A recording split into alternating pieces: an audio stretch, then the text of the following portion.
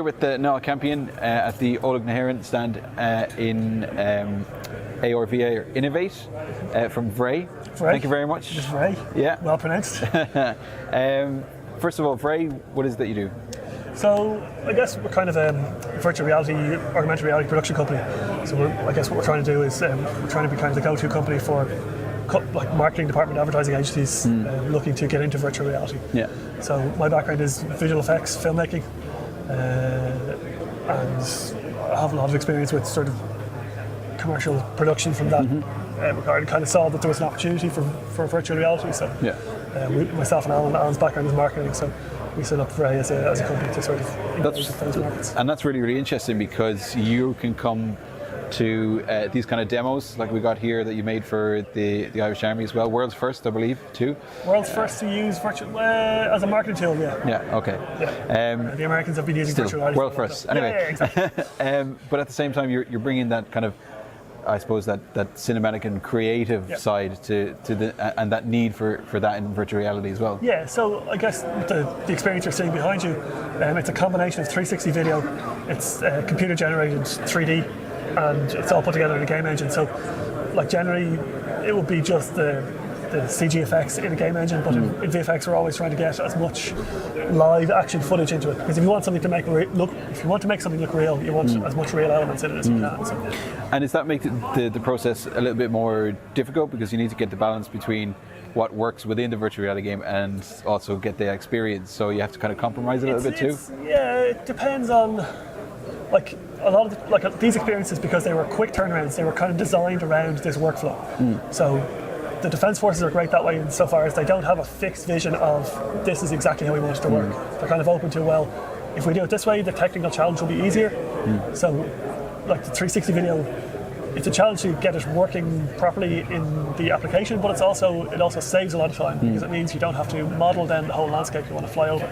So for example, in the helicopter, when we're flying over sort of a couple of kilometers of mountains, and we don't have to then model those mountains, we've just shot it from the helicopter as video. And how do you approach somebody like that? Did they come to you? Do you go to them? What happened in that kind of process? It's very interesting. My background is still filmmaking. I still make, like that's still where the majority of my business is coming from, is from corporate videos. Like I direct TV. I directed an episode of a program called 10 Things to Know About VR last year. And I'm doing that again this year, I hope. So they were a client of mine already, so I had done some video work for them. Then I had a 360 camera, so I bought a 360 camera was my way into VR. So I was kind of experimenting with that as a medium. We did a 360 time lapse of the Easter Sunday parade, the 100-year anniversary last year. Fantastic, yeah. So like that was whatever, 3 hours of parade condensed into a minute. Wow. Shot on a 360 camera, and they liked that. So then they're like, "What can we do next?" So I'd just gotten the Rift, the CR1 of the Rift. CE1 camera, the first consumer version of the Rift. Anyway. And I was kind of showing them stuff and going, well, like this would be cool if you put it in a tank or whatever. You could drive through the mountains, and they're like, great, like we'll find a use for it and come back to it. So they went off. They were tasked then to have a stand at the Ploughing Championships last year. So it was quite a small stand. So generally what they do is they drive in a load of vehicles. People could then hop in their vehicles, see what it's like to be in the army. But they didn't have the space to drive in the vehicle, so they decided they were going to do a virtual vehicle experience. So that's where it came from. So it was kind of an organic process, you know. It wasn't they decided they wanted VR. And you were like, hey. Yeah, like now they kind of, I showed them the VR. They put out a tender, obviously. So like it's not as if it was like it just happened over the course of a few months or whatever. Absolutely, yeah. So in terms of that, how do you then develop that or use the experience that you've gotten creating this as a model to go out and get different kinds of business as well? Because there's a lot of talk about virtual reality and what it can bring and the experience, stuff like that. But you rarely hear the reality of the business side of it. You need to make money from it. So how do you go out and do that and use this as a model? I guess this has been a great project in that regard, because like they saw the benefit of it earlier, and now they see the benefit of it and they're using it. So there's a great case study around how they've used it. You know, like they started off using it, like I said, the Ploughing Championships, and they saw the potential of it to use as a recruitment tool. So their biggest engagement with the public generally every year is as a recruitment campaign. So getting people to sign up to join the army.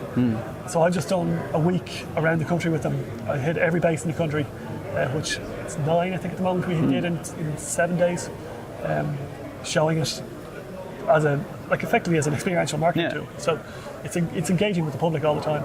So like, to go back to your question about being business, I guess what this shows is that there is value in virtual reality as a marketing tool. You know, so you're using it like to raise brand awareness or to engage with, because you know, like the thing now, like people watch TV but they don't watch the ads, they fast forward through them.